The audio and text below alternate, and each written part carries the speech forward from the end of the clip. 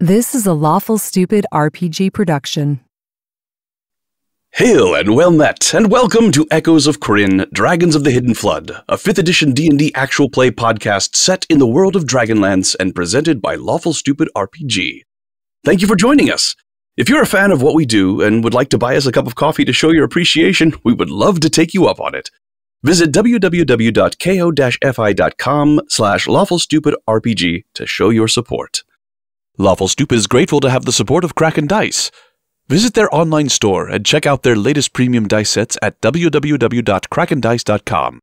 Using the code LawfulStupidRPG, all one word, at checkout will give you 15% off your entire purchase. And now, it is time for our players to present themselves. Hello, I am Jade, and I'm the founder of Lawful Stupid RPG, and I am playing Tharin, the Dwarven Cleric of Shidare. Hi, I'm Cirque Panda. I'm a Twitch streamer, and I play Teely Tumblewood, the Kender Bard. Hi friends, my name is Samus. I am an opera singer, and I play Onweir, the human rogue and fallen Solemnic Knight. Hi, I'm Chael. I'm not an opera singer. I'm a D&D super nerd, and I play Blip, the Gully Dwarf Barbarian Habope. Hello, I'm Chops. I am a paranormal investigator, and today I'm playing Lhasa, the half-elven wizard. Hiya, I'm Lindsay Rousseau, and I am a voiceover actor, host, and D&D Twitch streamer, and I am playing Monto Bubalina, the human fighter who resides in Urgoth. And I'm Medium. I'm here to guide and to follow. Now, I invite you to step with us into fantasy, and for our time together, let imagination rule.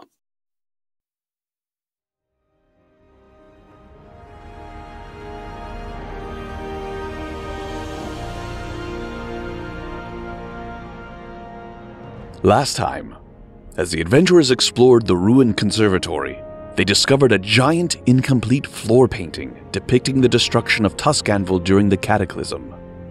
A ghostly artist entreated the party for aid, but became enraged when Tulian and Jarvan tried to leave. As it revealed its horrifying visage, it began to seal off the room, forcing the adventurers into combat. The fighting continues as they desperately look for a way to escape.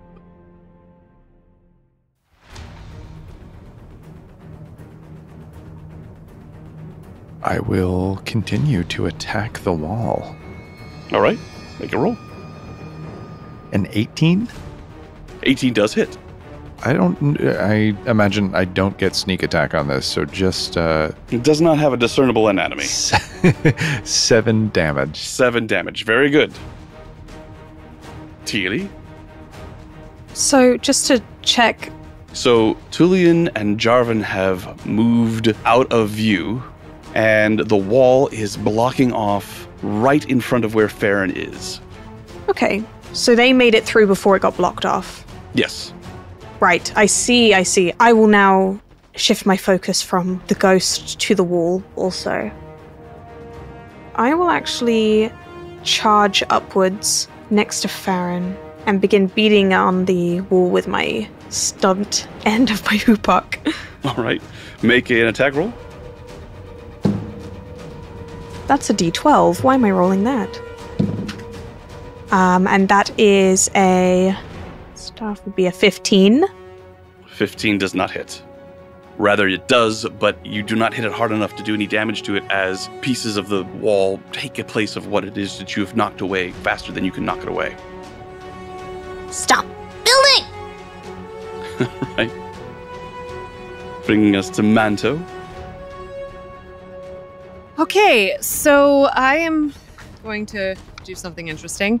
Seeing that I am not able to get any paint out of these pots, I am going to slice my arm. Okay. And let the blood drip into the pots and take the paintbrush and paint with the blood. All right. Red blood falls upon the, did you say one of the pots or the artist's palette? Since I'm not mixing color, I'm going to dip it straight into the pot, yeah. Into the pot. All right. So the blood falls into the pot, and as it does, you see it begin to turn to mist. As it pours from your hand into the pot, it just disappears. As it does, you look down and see the artist's palette, a wad of red paint appearing. Great. And I'm going to start painting. All right. Brings us to Tullian, Haxos, and Jarvan, who continue to run. Farron? I will try to destroy parts of the wall with my great club. Okay. Oh my god, that's an 11. All right, that is a miss. Ugh. I can't use this damn weapon, and I throw this great club on the floor, and that's me done. All right. Blip. I am still on the ground, sobbing into poor dinner.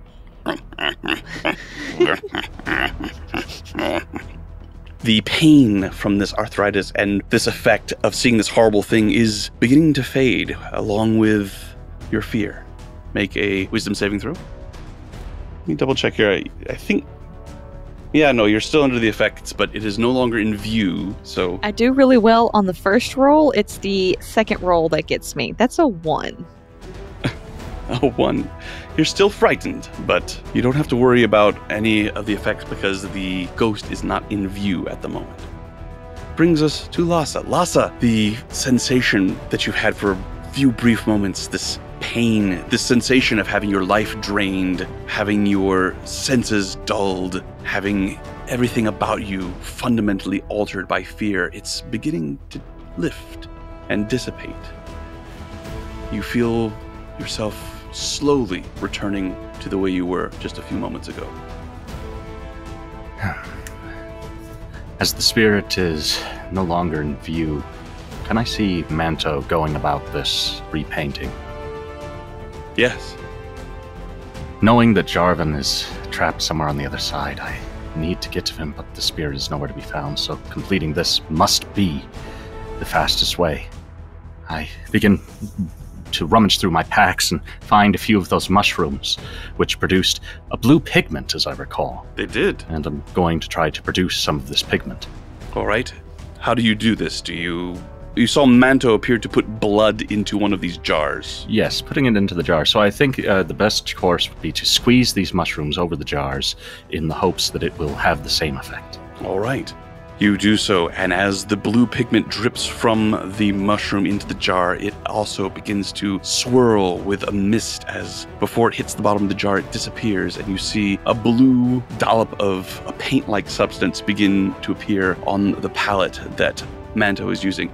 As you do so, you see that as Manto moves his arm across the floor, sweeping back and forth with the brush, dipping it in the paint, and then putting it onto the floor, far more of the picture is taking form than would normally be capable of one person painting. It's as if the colors and the picture are bleeding through the stone. First, all you can see are the red colors, outlines of buildings, of fire, of people, and then blues and purples begin to appear, as if simply the act of moving the brush over this area is having an effect, completing this painting. Now, red and blue colors are being used. Teely, something green, please, quickly. Grass, leaves, trees, what else is green? Part of my skirt, No, I need you to bring me something green, please. Oh! If I'm able to, whether now or on my next turn, I will bring him something from my pouches that is green. Right. We are going to end combat there as there are no visible enemies. And the wall completes at the end of this round as the final pieces fall into place, forming an impenetrable barrier. Or at least a barrier that appears to be impenetrable. You can see that it has been formed of bits and pieces of furniture, of wood and canvas and little bits of stone and some glass, but every single possible crack and cranny has been filled, and it is standing there as solid as the rubble that is buried the conservatory itself. As you take a few breaths, Lhasa and Blip, you can feel the effects of the horrible visage fading away. For your companions, there was a brief moment as you looked at them that you could see that something horribly wrong had happened, and especially in Blip. Her hair had gone white, her cheeks sunken, her teeth yellowed and cracked, and her hands had become crone-like, but you shake your heads and blink your eyes, and you look down and you see Blip as she was when you first met her, still sobbing into her pet pig. What do you do? As I'm starting to feel better, I'll stand up and brush the tears away from my face and run my arm underneath my nose, smearing snot and mucus all down the side of my face. And I'll look around for Manto. Whenever I see him, I will run up towards him. Okay, so While I'm lifting up one of the layers of my skirt, rummaging in my pouches to then pull out something green. did that ghost make you guys age? And Farron, did you... What was with that? What was that? And she mimics the hand movements that he was doing. I told you I was a cleric girl. But I thought that was like you helping heal. That was like pew pew pew. Yes, I find the same questions come to mind. I thought it was simply healing that the gods offered. Well, you need to remember, it's been a few hundred years. There's a lot I'm learning as well, so protect, heal, and sometimes blast. Okay, one day you are going to teach me this, and we are going to be like blasting everything, healing everything, and we're just going to have a great time. Oh, I'd love to. Are you interested in becoming a cleric? I'm more interested in magic. Well, that'll be the half-elf thing then. Yeah, that was cool too. You were like pew pew pew pew. Well, yes, but think, if you're fascinated by magic, we could sit down and we could go through the books together. We could perform a study on Farron's magics, and we could come to understand how the gods... And I yell out, "This is not the time for this conversation!" Oh, well, we seem pretty stuck here while you're playing painting. Yes, did you find that item I had asked for? Something green. I have something green? And I pull out one of these small vials from earlier that is somewhat green in shade. The gully dwarf has something green as well, but you'll have to try and get it out of her hair. You just hear me sobbing in the background.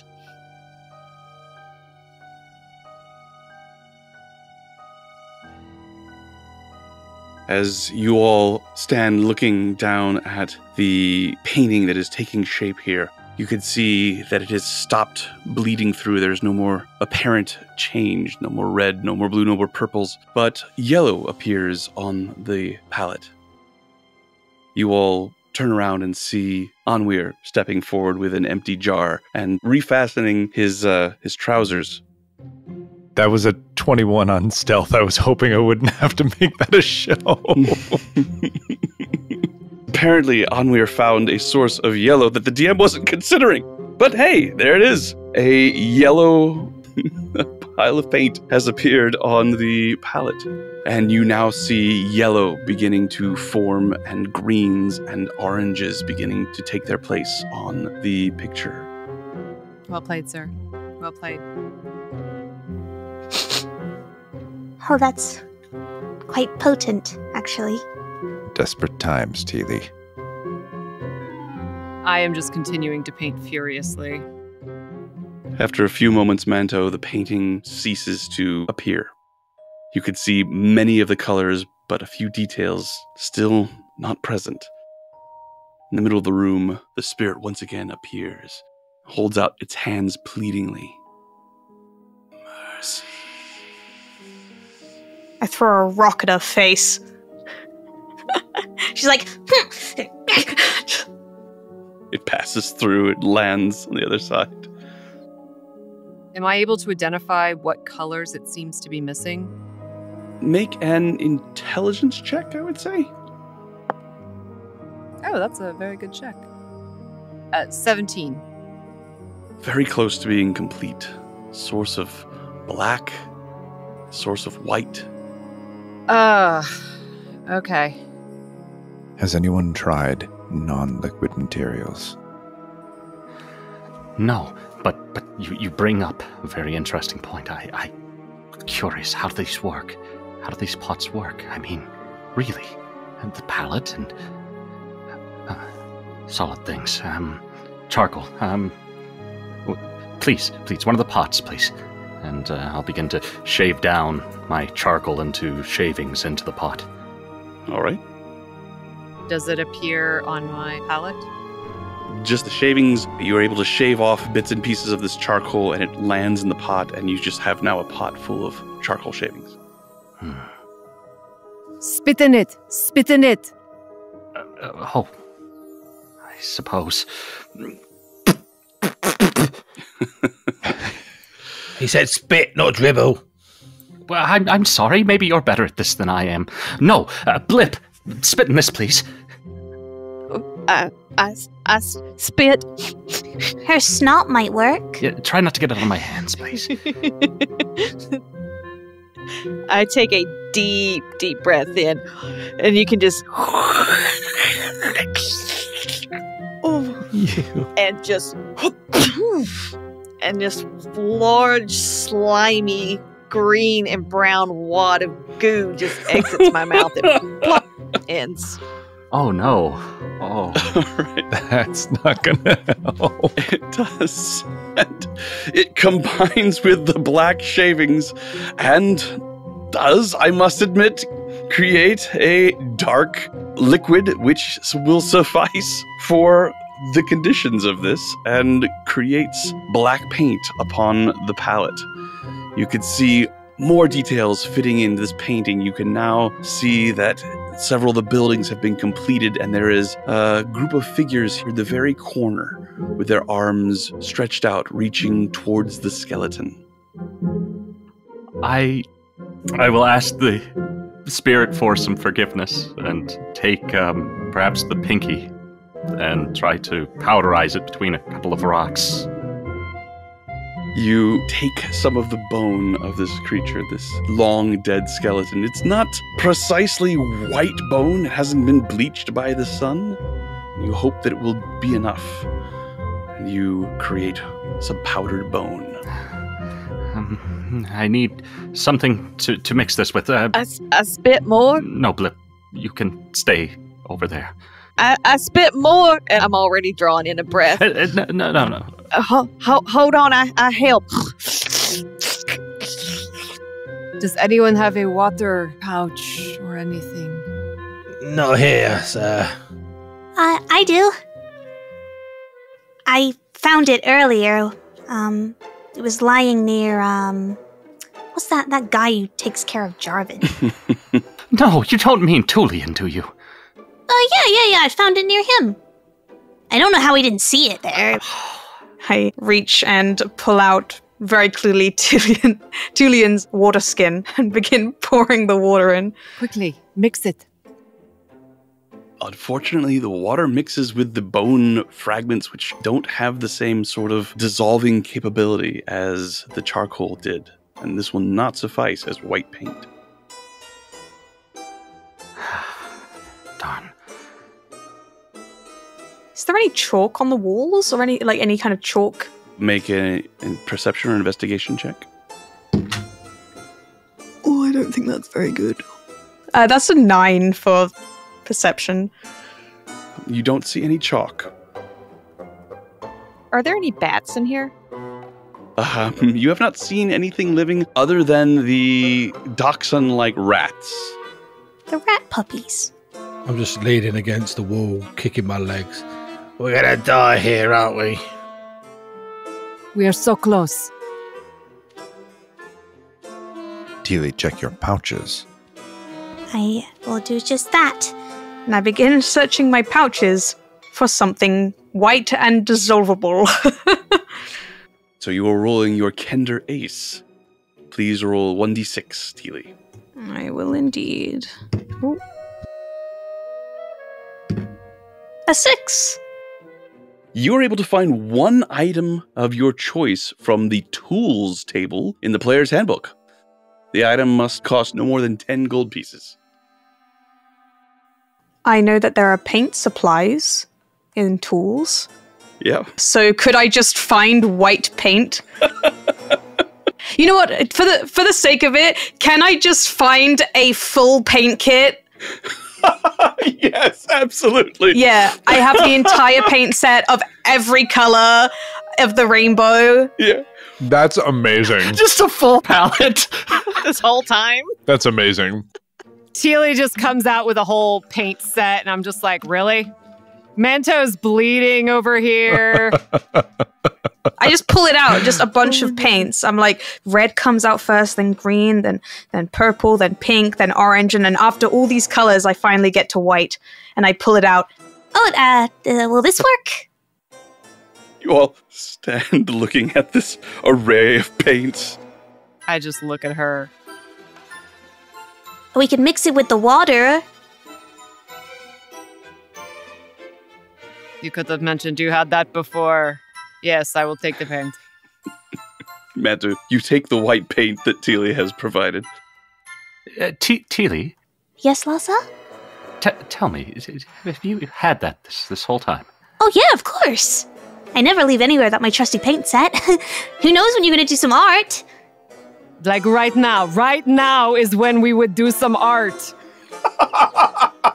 Thus, Teely was murdered. We're eating Kender for dinner. Farron is now laying down doing starfishes. Just a flabbergasted look. I am going to complete the painting with this white paint. Indeed, as the white paint takes its place upon the canvas of the floor, the paint completes, and you see two individuals take shape. A man, middle-aged, beard, hair plastered against their face, having just emerged from the deluge of this tsunami. Next to him is a young girl, her arms outstretched, her eyes vibrantly green, reaching towards the skeletal form that is on the floor. With a final flick of the brush, painting is completed. And there is a sigh from the middle of the room as you see the spirit begin to fade. Mercy. And as she fades, the wall blocking the steps collapses.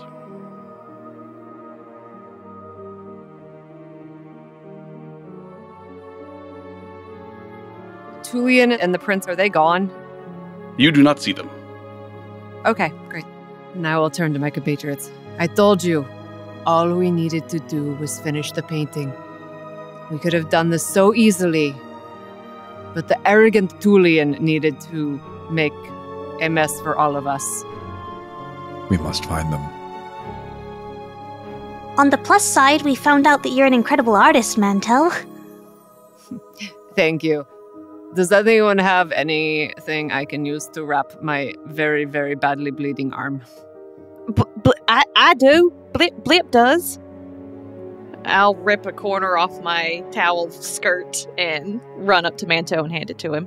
Thank you so much, Blip. Thank you. Blip, help. No. Blip help give disease. Let me have a look. Blip gave towel. What? Blip help.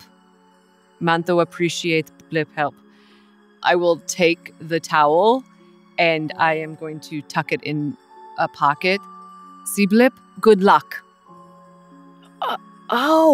That's what this for. Look. I will hold my arm out for Farron to look at. I will bind her wounds. All right, make a medicine check. 14 plus 3, 17. So, Manto was able to draw a great deal of blood, but having been around a lot of blood, both you and Manto, you know that sometimes what seems like a lot of blood to us as we watch pouring out really isn't that much in the grand scheme of things. It was just a flesh wound. your arms off. Come back and I'll bite your ankles off. It's just a flesh wound. Now it's a D&D game. All right. Now that the wall of debris has fallen, you can see a short hallway beyond and a staircase leading up into darkness where Tullian and Jarvan have fled. You know, Lhasa, with those two gone, we could always go back to that hall of parchment. This is true. We still have a duty. Look, I know there is plenty to look at and many things to discuss, but the prince must not be left alone. I don't know the state of these things, and my master was very clear that things will go poorly. We must catch up. And with that, I proceed down the hallway quickly, leaving a trail of dust behind me. I will follow you immediately. I will follow behind Anwir. It seems like wisdom's catching up on that boy, Anwir. I follow behind, but I'm keeping an eye out for anything that might be of interest as we try and look for the others. I'm not too interested in looking out for the prince. We've got people on that. I will be taking up the rear because I'm very mad about this whole situation now. And I'm much more interested in the history of my people. All right, make a perception check, Teely, as you're looking around. I'm going to be riding Dinner from here on out. All right, you and Dinner trot up the stairs. 17. 17. You don't see anything of note. There are a few places where the stairs have become slightly broken, a little choked with rubble, and of course there's lots and lots of dust. As such, despite not looking for them, you can easily see the footprints left by the prince and his guard. There is one switchback on this staircase, and all told, you travel upwards about 40 feet following these stairs. At the top of the staircase, you reach a wide but very cramped space. The ground here is made of stone and is made up of dozens and dozens of shallow gullies and depressions rippling around from where you emerge from the stairs, sort of like the shell of a giant walnut or like a truffle, or like the topography is a dried up riverbed around the entire area where you come up. And by the light of your torch, you can see that the terrain has a curve that drops off very steeply just at the edge of your vision. You realize that the cavern where you were just at wasn't actually a cavern at all, or wasn't like a cave, but it's actually more like a giant cavity or a bubble, as if there was some power that kept the devastation of the cataclysm from completely crushing the ruined conservatory. And so you're now seeing the roof of the actual cavern. So there's a cavern, a very large cavern, in which there was this bubble in which there was the ruined conservatory, and you're now in the space between the outside of the bubble and the top of the cavern. There's very little space. You can see it's just only about 4 feet or so. As you go forward, you're going to have to navigate through some of these cramped spaces, some places that are very low indeed, and you'll have to crawl on your hands and knees. Unless for those of you like Teely and Blip and Dinner who are short enough, they'll be able to move through without any trouble. What do? Seeing really no signs of any other way they may have gone, I suppose I'm going to head this way. I'll hold the torch ahead of me as I drop to my knees and begin to try to push my way through this very small gap. I stride ahead. Those of you who are crawling are, of course, moving at half speed. Teely and Blip and Dinner, you are not constrained, and you don't have to go single file. This area up here is wide enough that you can move in virtually any direction you want.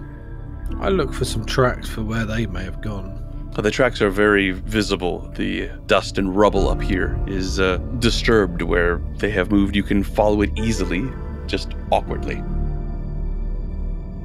After a few moments of scrabbling ahead, you can see that there is a cleft in the rubble, and it dips down into, you can't really see what. It has an opening, a abscess that you're coming upon that you will either have to go into or around. Where did the tracks go? They appear to have gone into. then there's no question of where I would head. Straight into it. I don't suppose any of you brought a rope? Not to a theater, Lhasa. No. I couldn't fit it in my toga. No, I didn't think so, but this is quite a steep decline. I suppose there's nothing for it. And I'll just do my best to climb down the side of this. Wait a minute. I turn around. Teely Tumblewood, I don't suppose you have a rope? I will have to check my Kenda pouches because I don't actually have any in my inventory. So there's a D6. Oh, how many times can I use it a day? According to Unearthed Arcana, it's something that you get the ability to do at 3rd level, so we will say that you used your paints as a taste of what is to come. You got a free Kender Ace, because the DM didn't look at the fine print closely enough. But yeah, you don't get that till 3rd level. Okay, no worries. Okay, I reach around my skirt, feeling in my pockets, and I don't really have rope. She has paint, but no rope. Why would I need rope? Well, that's all well and good, but do you have any other ideas on how to get down, then? Or will I? How far down is it? About 40 feet, you think. I have an idea. Yes. You guys use your magic powers. Shrink down, get really small, right? I have some string and a jar. I could put the tiny you in the jar, fasten it shut, and then gently lower the string down. Problem is, once you get down there, how are you going to get out the jar? I should have thought this through. We could just throw the Kender down there. It's a wonderful thought, and I'll ask that you hold on to it as I proceed to just go down the side of this thing. Okay. Please make an athletics check as you begin to climb down. I will follow. I will also attempt to climb down. All right, athletics checks from everybody who's climbing down.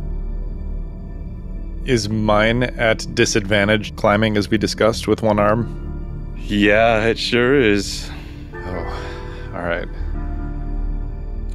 Ooh, my first natural 20 of the campaign. As you all see, one by one, you have your difficulties or not, in the case of Farron, with a natural 20. My goodness, what did you roll, Lhasa? 4. It's a good night. Okay, we will deal with that in a moment. Yes, I also have a 4. Okay. Wait a minute. Don't feel so bad, because I got a straight up 0. I got a 14. Blip, okay. You and Dinner basically slide down, but you manage to avoid anything that will do any harm. Teely? Once everyone's down there, I sigh and begin to refeel, and I'm like, oh. And I pull out a 50-foot silk rope that I had found near Blip earlier. Oh my God. And I look at it, look down in the hole, and just begin tying the silk rope to something and lowering myself down gently. Now I'm not even mad at Teely. Now I'm like straight up mad at Panda. All right, listen, all of you bar me has a rope, okay? I'm just saying. We don't have any of our supplies. No, none of us have the things. Yeah, that's what I was just gonna say. Same. I mean, sure, in theory, I do have a rope. Do I have my backpack? Probably not. I probably grabbed Blips while we were leaving the dungeon. I was like, ooh, That's pretty. Road. Farron, your strong dwarven hands and limbs are able to navigate down the sides of this pit without too much difficulty. Blip, you and Dinner make it down more or less intact with only a few scrapes. Your pig is surprisingly agile. You look up and see the rest of your party struggling to find a way down. And then Teely gently lowering herself down on her rope, which Oh my God. causes everyone to glower at her. Just as they're about to start berating her, you watch as Anwir's foothold comes loose. He hangs there for a moment by his one hand and then tumbles down into Manto, who also loses his footing, and then the two of them crash into Lhasa, who also comes free. You all tumble the rest of the way down, causing a small rock slide that sweeps up Teely as well, pulling the rope free from where it was secured and depositing you all in a heap at the bottom of this pit. Lhasa, you take 4 points of bludgeoning damage. Onweir, you take 5 points. Manto, you take 2. Okay. And Teely, you also take 2. As this all crumbles down with a massive grinding crunch, you see Tullian and Jarvan come running around the corner of this room that you have fallen into. As they look up and he says, this just leads back to where we were. And now we cannot get back up. But I am relieved to see that you survived. How did you deal with that horrible spirit thing? I walk right up to Tullian and shove my sword right up under his neck and get very close to his face. Tell me why I should not slit your throat right now. You put the prince's lives and all our lives in danger with your arrogance. He looks down at the blade and looks at you, and his eyes narrow. Make a intimidation check, please, Manto. Okay. Ooh, that is a nat 20, which is +2. So, whatever, yeah. He swallows hard. You see his hand going for his sword, that he stops and drops it, and he says, I was doing the duty that I have sworn to do my entire life. I'm sorry. Truly. And I don't care to admit it, but I will. I was absolutely petrified of that thing. I had to get the prince to safety. You created more danger. I fully understand. I was scared as well. I can hold my hands up. But your best bet of keeping that boy alive is with us. As this is happening, I would turn to Onweir. I'll walk forward and I will gently put a hand on the hilt of Manto's sword and very, very gently lower it if I can, if he'll allow me to. And I will look at Tullian and say, Theron is right. The prince's strongest chance is if we stick together. You may not agree, but we should always do what the group decides, so we can get him out safely. You see a brief look of shame pass over Tullian's face with your high perception, Onweir. Then it's gone, and he doesn't say anything, but you believe your words have touched him. Now, a way out of this. I will start to look to see if there are any other exits or if there is something that we missed as we were cascading down. So you're standing in a hallway. This is another part of the conservatory, one of the buildings that you saw the entrances of from the large cavern. It's impossible to tell which one it is at this point. You're a bit turned around from where you were earlier. But you could see that there is a way to go to your south and a way to go to your north. I'll look at Tullian and I'll say, which way have you explored? We went to the south. There was a room. It was full of benches and long platforms, some sort of stage. And it was a dead end. There was nothing there. Frescoes on the wall.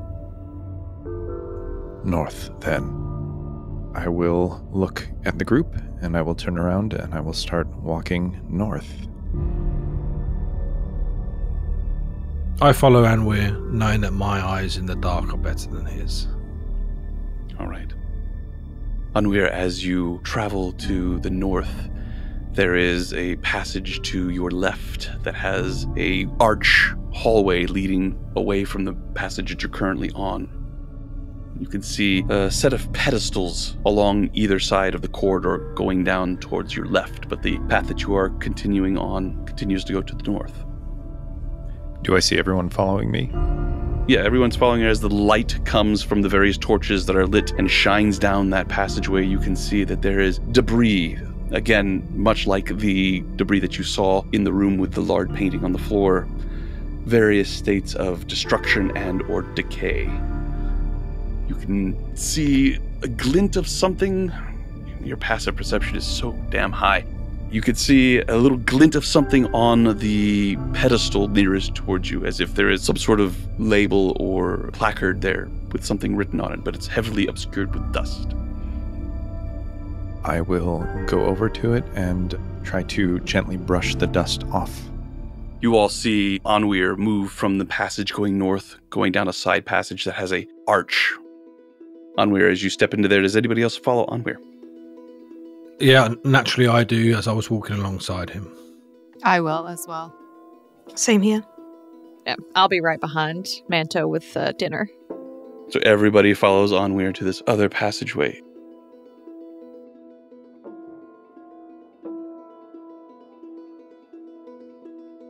Anwir, you look down at it, you move the dust aside. Upon a small metal placard, it says, Pipes of Quivilan Soth. Does it look like a different language? It is common, although it is written with a very elegant script, and it is on a short column of stone, and you can see on top of it just ruined bits and pieces of very rotted and nearly unrecognizable wood, as if something was smashed long ago here. Teely, come take a look at this. Is this an instrument you're familiar with? I look it over. Make a perception check. I don't know if I can see because there's torch, yeah? Yeah, there is light. There's a torch being held by Tullian and Lhasa, although I'm sure it went out when he fell. He probably would have relit it. That's an 8 for perception. It doesn't look like anything that you would see. Pipes, does that refer to an instrument? Judging by the detritus you see here, it certainly wouldn't seem to be an instrument. But whatever it is, it's broken. I don't really know, but, it could be a fixer-upper. I'll keep a hold of it, for sure. Thanks, Anwir. It's called the Pipes of what now? Quivilan Soth. Quivilan Soth. Who is trained in history? And I'll give you a intelligence check as well, Teely. That would be a 17. 21. Teely, that name sounds familiar to you. Lhasa, you're fairly certain that Quivilan Soth is referring to one of the greatest elven musicians that ever lived. Supposedly wrote one of the most well-known epic ballads, the Song of Huma. Truly, Teely, you don't know who this is, truly. You're playing another one of your jokes, aren't you? No, I mean, it sounds familiar. I don't know what it is, though. The Song of Huma. Surely, you must have heard it. Of course, it's well known. You think this is to do with that? To do with it. Everything to do with it. Oh, wow. These, if I'm understanding, these would be pipes that Quivilan Soth would have played himself, I believe. Isn't it amazing? Truly a piece of cultural wonder. I mean, this is... There is indeed much history here, Lhasa, but I allowed myself to get distracted. We should continue to find a way out, and I don't believe this shiny piece of metal is going to get us there. Well, yes, of course. It might not have anything to do with it, but then again, we did have to finish a painting too. And who's to say it wouldn't be on the path on the way out? I mean, this thing looks like it might be broken. I can try and see if I can fix it, or maybe this is how it's meant to be? And I examine it closer and further, and I look at potentially where I would assume there'd be a place to maybe like blow into it, as if like some kind of woodwind instrument almost, you know. You reach out and touch it, and as you do, it crumbles to dust. Huh, did you...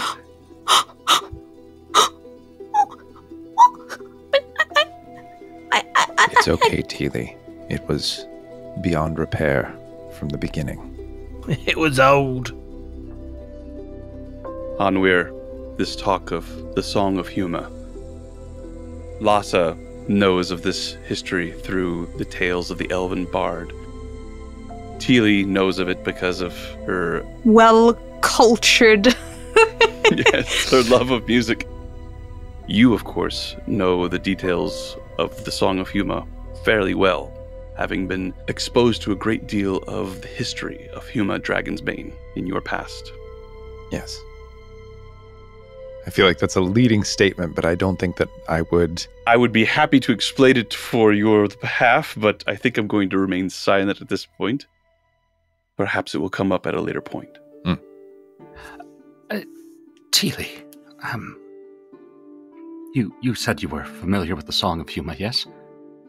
Called me a fan of the arts and a fan of your performance as well, perhaps, but maybe you do us a favor and recite some of the Song of Huma. I would even be inclined to join you. I know a few of the verses. I mean, I'm flattered for one. Clutching my hand against my chest. But I have to say, I don't... I've heard of it. I don't know it. But you said you'd happily sing along. Let's hear your performance. I'm sure you have a beautiful voice. Oh, that's more of a, anyway,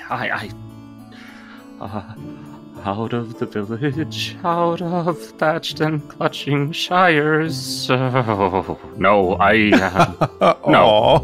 no, it's... Oh, go on, Lhasa. That was... You've got this, okay? Just feel the rhythm, feel the beat, feel the music, and I cast Bardic Inspiration.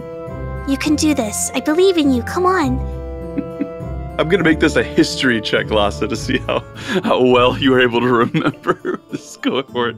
As I sit there, arms clutched in tight and knees clutched together, I straighten up and... Come on, just stand. Fine. Expand your diaphragm. Well, I may have a +5 in history, but I've rolled an 8. Okay, but you also have... you have a Bardic Inspiration. I guess the inspiration. It's a D6. It's a D6. Oh, another 5. Okay, so that will give us a nice, hearty 13. You could definitely remember some of part of the first 3 lines. I know the words. I don't know a melody. But the words were something like this. Out of the grave and furrow and grave, where his first... No, where his sword first tried. That's, I think. Where his sword first tried. Come on, you got this. Something about childhood and dancing and Shires awakening and... Shires awaken. I can't think of it. I can't. It's okay, Lhasa, it's okay. Please forgive me. Oh, it's all right. Just breathe. Anwir, as this is happening, you look down, you see that there are several more pedestals leading down this hallway.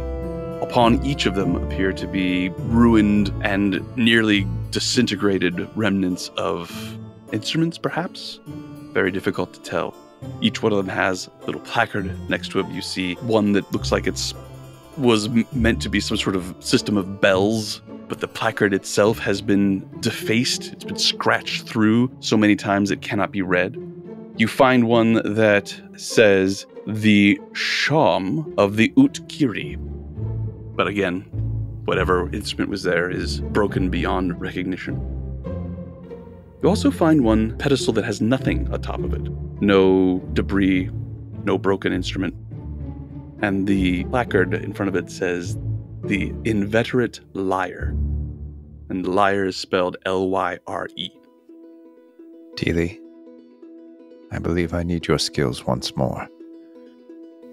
As I help Lhasa calm down with his breathing, I turn to Anwir.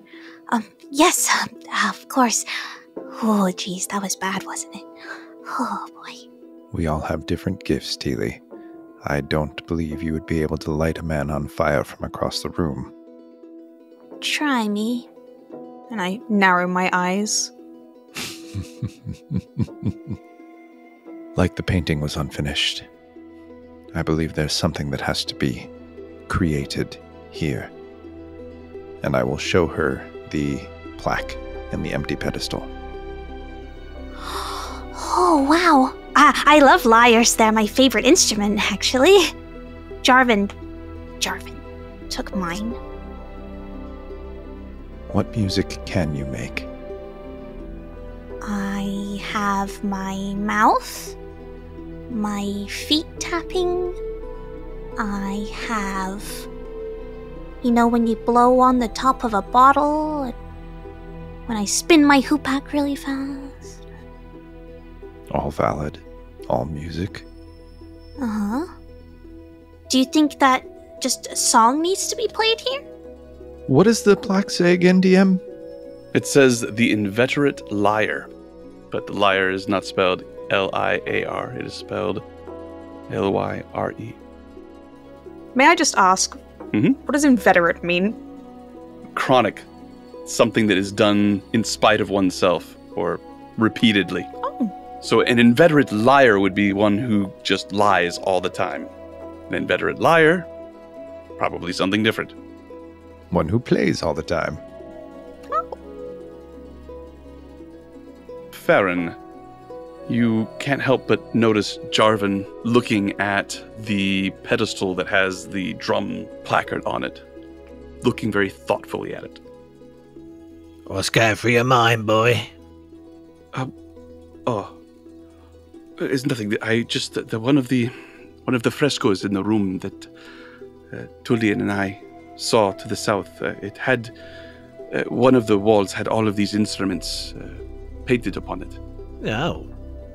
There was a sham, and there was some bells and a drum and a lyre, but they obviously were not broken in the painting. I was just thinking about that. That is all. Maybe we should go back and have another look. Well, let's think about this, Farron. The painting. We had to create paint with colors of things that we had on and Anwir hangs his head a little bit in our person. Perhaps we need to create music with things that may not be the original instrument, but resemble it. Pipes, wind instrument, maybe a whistle, a lyre. Teely, you have a string. I'm sure you could improvise something. Drums are very simple. And I'm going to start making an inventory of all of the pedestals that have instruments. What is a sham? Aha! It is a medieval version of an oboe with that double reed sort of nasally sound. I'm going to do an impression for you, and then I'm sure everyone will understand exactly what it is that a sham is.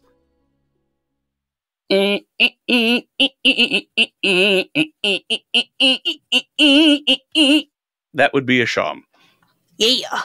That's exactly what I thought, yeah. If I'm able to potentially, pull out something like sticks to hand them to someone to mimic as the drums, potentially if I have anything together in my pouches that if you, click them together, they make that kind of like clacking noise. Anything that I can think of that I have on my person that potentially could become an instrument of some kind, I will try and provide. Very well. I would say that between the things that you found when you collapsed at first in the chasm, Teely's pouches, You would probably be able to find something that you could stretch a string and find a sounding board of some sort to create a thrumming sound. And of course, anything can be a drum.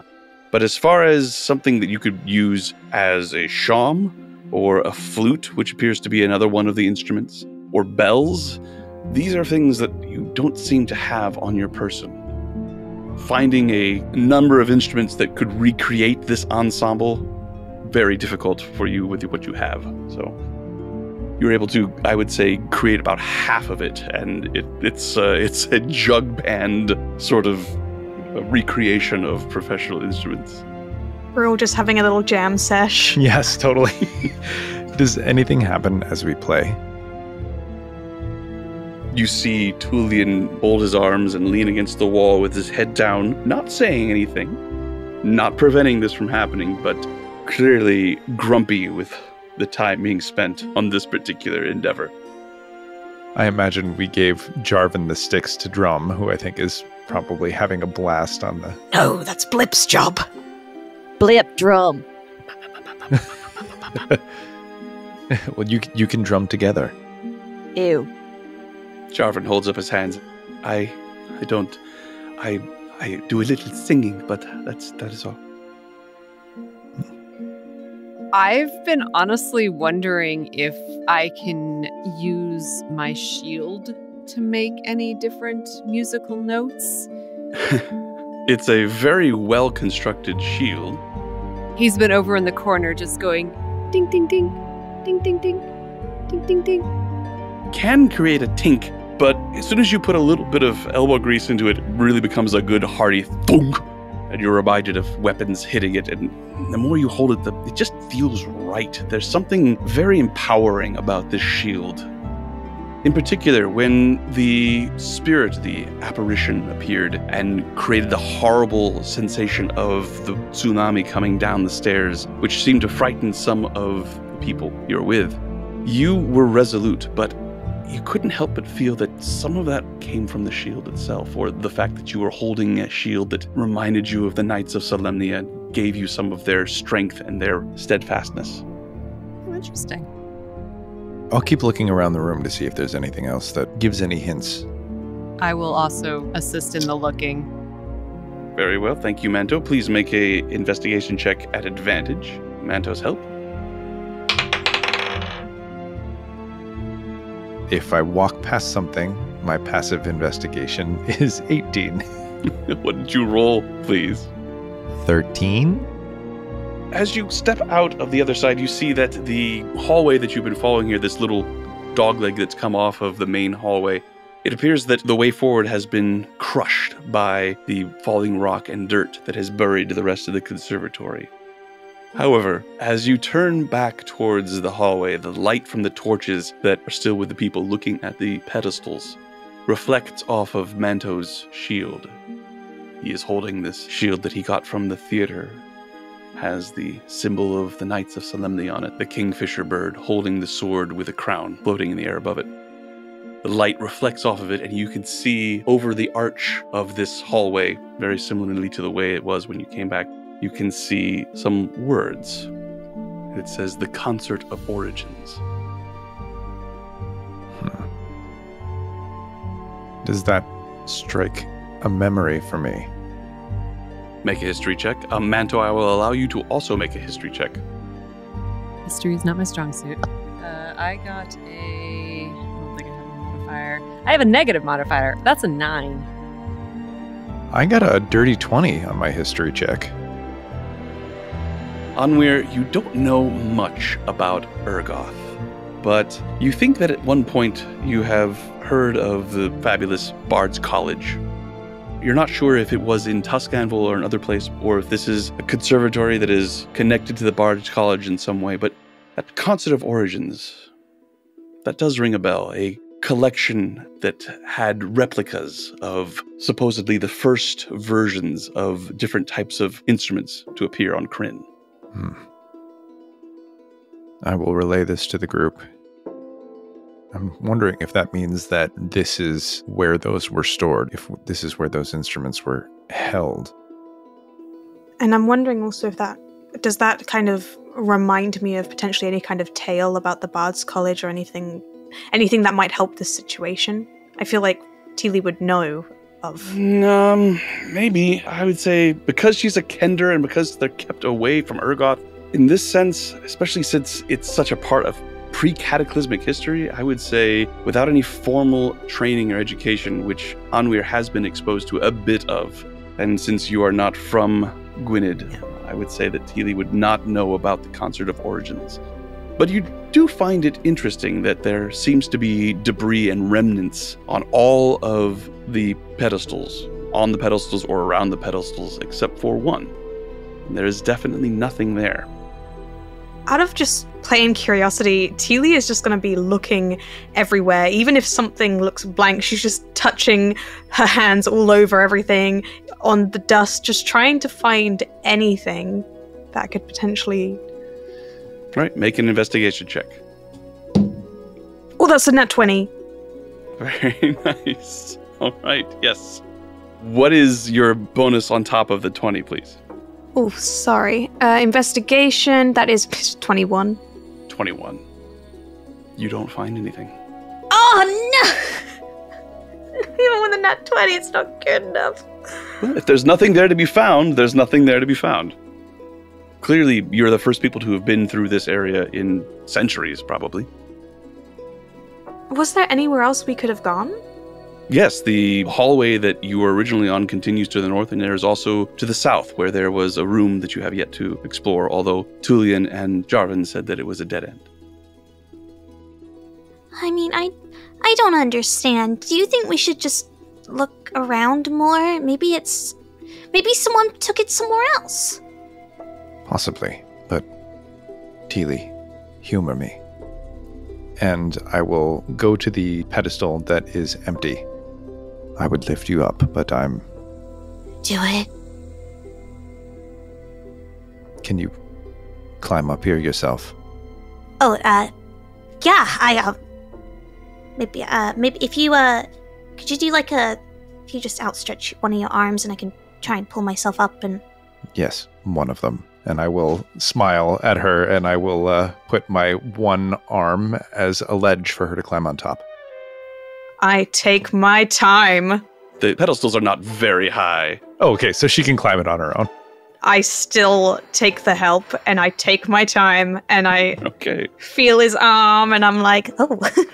I slowly lift myself up.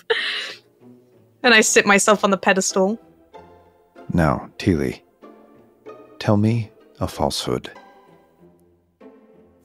What, a lie? Yes. Oh, I don't like doing that.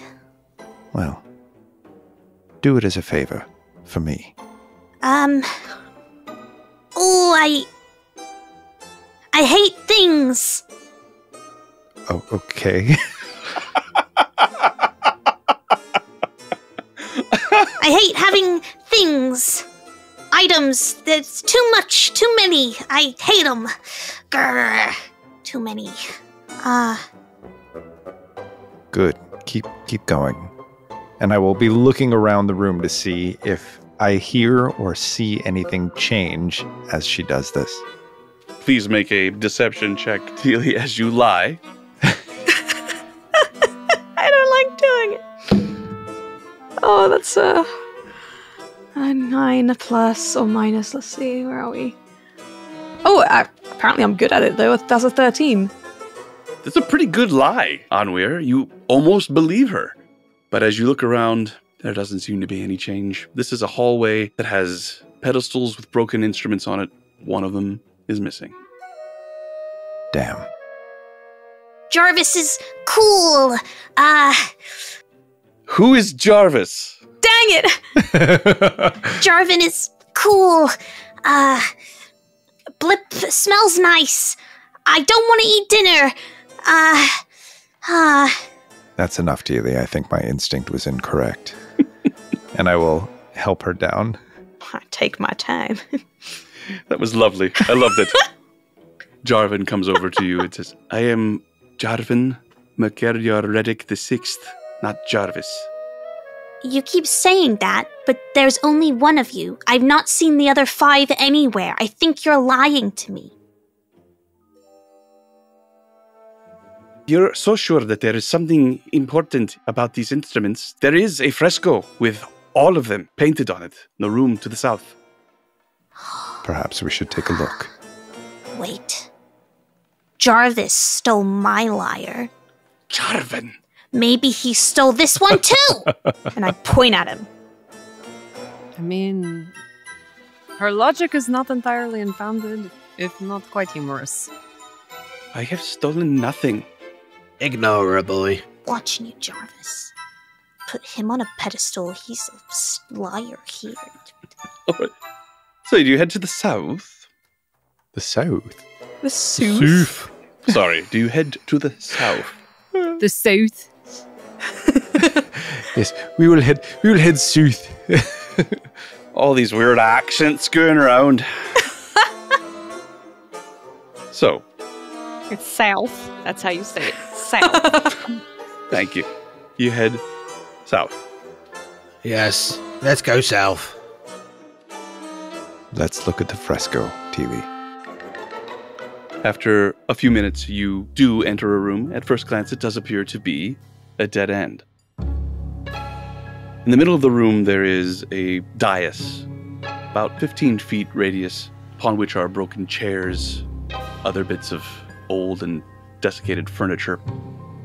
The most interesting thing about this room are the walls. They are very brightly decorated with frescoes of both paint and small colored bits of glass, creating a combination fresco and mosaic. The room itself is pentagonal in shape. You have entered from what would be the point of the pentagon.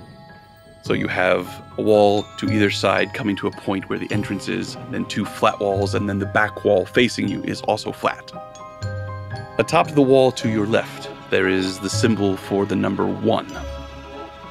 On it is painted and created through all these various means a group of people who appear to be in the process of singing, standing on a stage. You see several that could be considered soloists given their prominence on the stage. Also a small group that appears to be a choir, and then an ensemble of players. The instruments seem to be somewhat indistinct, but this is a group of people clearly in the process of performing some sort of musical work. Underneath the number 1, you see written, "The Performer, Music's Voice." On the opposite wall from that, you see on display, on pedestals, very similar to the ones that you saw going down the hall, a wide variety of different sizes and shapes of every instrument that you can think of or have heard of. You see a shawm, you see some bells, you see a set of drums, you see a flute, a recorder, you even see something that looks like some sort of squeeze box, perhaps? I wonder what the Krynn equivalent of an accordion is. At any rate, with all of these instruments, you do see a lyre. It is shaped roughly like a long wing, more oblong than round. It is not particularly reminiscent of any lyre that you've ever seen, Teely. Certainly not like the one that you own. On the top of this fresco, you see the symbol for the number 2, and underneath it written, "The instruments, music's body." Continuing around in that fashion, the wall that is next to it has the 3 symbol above it, and it has a man standing in the center of everyone around him looking down, a focus point. He has his hands up, and you could see in the foreground instruments, performers, everyone focusing at a central dais upon which a man stands, his hands raised, holding everyone's attention. And under the 3, it says, "The conductor, music's heart." On the flat wall, facing where you've just come in, the fresco has been destroyed. It lies in pieces and chunks, scattered at the foot of the wall. You could see a skeletal form crushed by the falling debris. has a large instrument in his hand, a mattock or a maul or some kind of weapon or tool. Difficult to say. You could see the number 4 written on top of this fresco. You see one little bit of the fresco remaining. It says, Music Soul. And then the final wall with the number 5. It says, The Composer, Music's Mind. And you see the representation of a woman lost in thought, gazing out over the sea as notations, music notes, images flow around, representing what is churning in her mind as she thinks. What do you do? I grab the lyre that's just laying around unclaimed. Unfortunately, it is a fresco of a lyre. It's not. Well, I don't know what's a fresco. What is a fresco? It's a painting. It's a huge.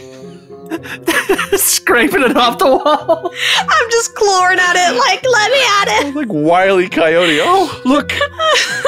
It's a type of painting during the, I think it's Renaissance popular. It was Yes. It was painting on limestone. I was like- believe, or like freshly laid. Yeah. I just run into the wall and I like go like face first, clawing at it, and then realize it's not real. Jarvan leans towards you, Lhasa, and says, She really, really wants a lyre. Yes, my lord. I'm not sure. I've not met many kinders, but perhaps it is something to do with their kind. I didn't steal her lyre. She was arrested. If anything, I saved it. It is in my quarters. She can have it whenever we get back. But I'm not going to tell her that. No, I wouldn't. I think she would get a bit excitable at that, my lord. But we'll make sure that you get to it, of course. Meanwhile, I'm stomping my feet. One of you magic boys make this real! That's not quite how it works, but do you have any idea what the music soul is? I mean, it would be the audience? I mean, what's music if it's not to be heard, right? Oh, that's really quite a clever answer. I think that might be right. Just because I'm not book smart doesn't mean that I'm not smart at all. Oh, no, I as I wave my hands in front of myself and really start to flush a deep red, I didn't mean anything like that. I just meant, I didn't expect you to come up with it before I did. I put my hands on my hips and my head tilts to the side and a big grin comes across my face. You're cute, Lhasa. You get so all, like, embarrassed and stuff. It's okay.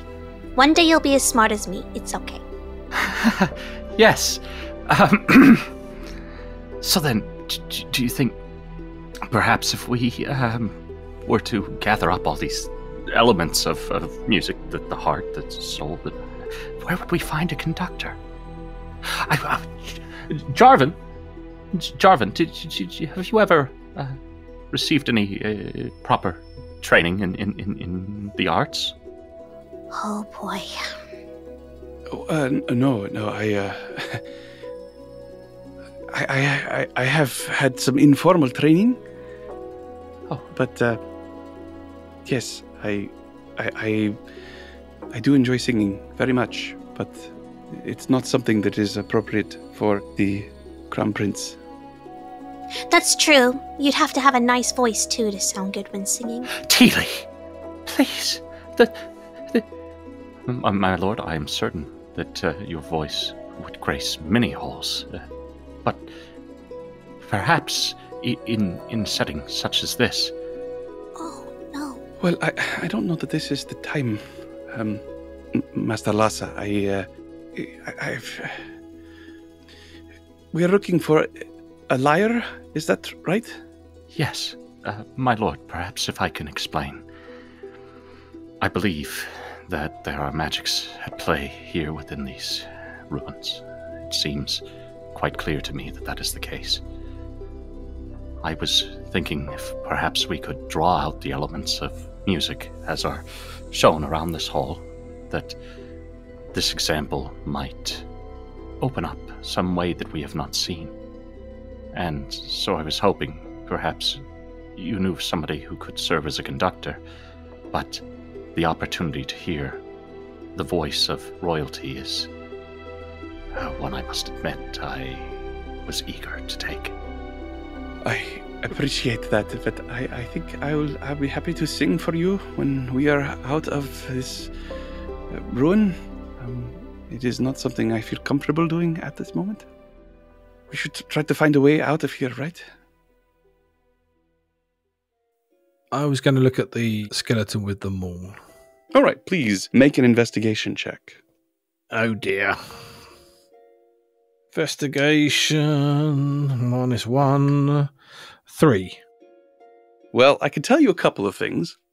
This person is very dead. Probably crushed by the rocks or the bits of the fresco that have fallen down. It's not a maul, it is not a weapon, it is a mattock. It is, if anything, a gardening tool. The handle is nearly completely rotted away, and the head of it is very rusty and pitted. Not useful as a weapon, or even as a mattock, for that matter, at this point. But looking at it, it would definitely be more something you would expect to see in the hands of a gardener as opposed to a warrior. Oh, I look down disappointed. Oh, that's a shame. Kick at the bones a little bit and then carry on walking. You kick the bones, and as you do, you see there is a journal, whereas the one that you found in the room with the painting was like a sketchbook. This one most definitely is a journal. It is covered in very rotten leather. Well found, Farron. Totally, I was meant to look for that. What does it say? Oh, you can pick it up if you want. I'm not very good at turning pages holding a book at the same time, Farron. Oh yes, my apologies. I will pick it up, blow the dust off it, and open it. Nearly every page has been ripped out. There is just one final page upon which is scribbled in a very aggressive hand the following note. Who would like to read it? Farron should. Yeah. Ugh. Whoever wrote this looks very angry. Here we go. We'll dust off a bit of the leftover dust that's on the text. May the gods be damned, and Bran most of all, whoever Bran was. May the abyss burn out his eyes, shred his hands, and rend his throat. My God, this is graphic. Not one finger did he raise to defend his faithful. I struck them as they prayed. Where was his holy power? Why didn't he stop me? I watched as they tried to heal their wounds, but they failed. Now I am alone, and I will surely die. But at least I die knowing this truth. If the gods can abandon their creation with such callousness, then they were never truly worthy of worship. My last regret is that I could not force that sickly wretch to reveal where he hid the lyre. May it be cursed. It is my most fervent wish that he will never play another note of praise to you. Bran the betrayer, I will curse you with my dying breath. Well, bitter old man, or woman, or whatever it was.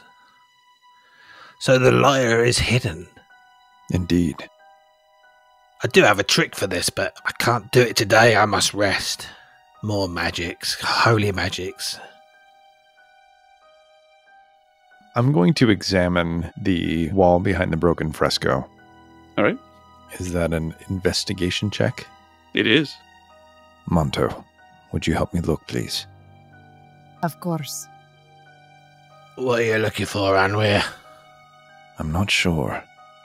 And I got double 13s. The wall seems to be solid. 13 doesn't appear to be anything else here to find.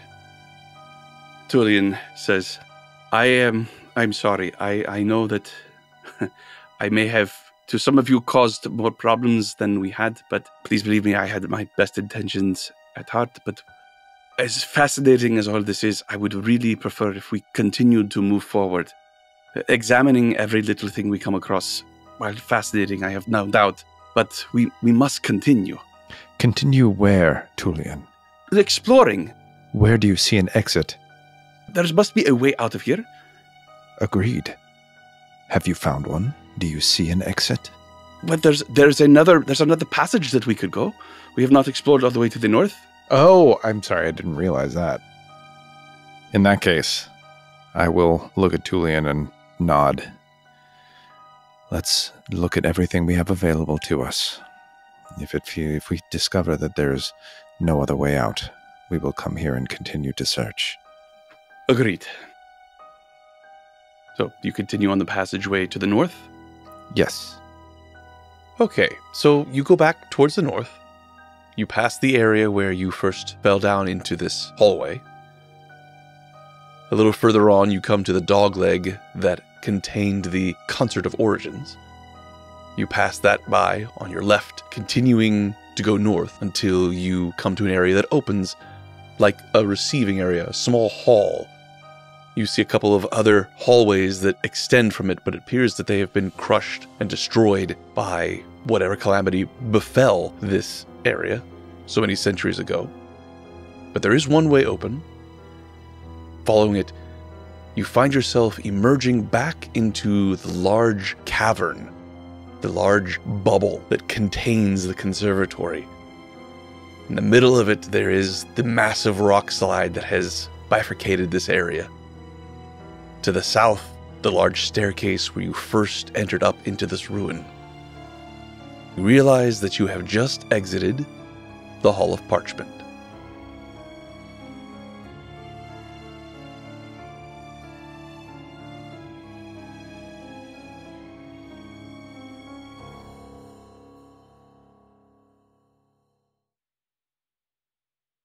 Hi, VDM here, Mr. Eager DM.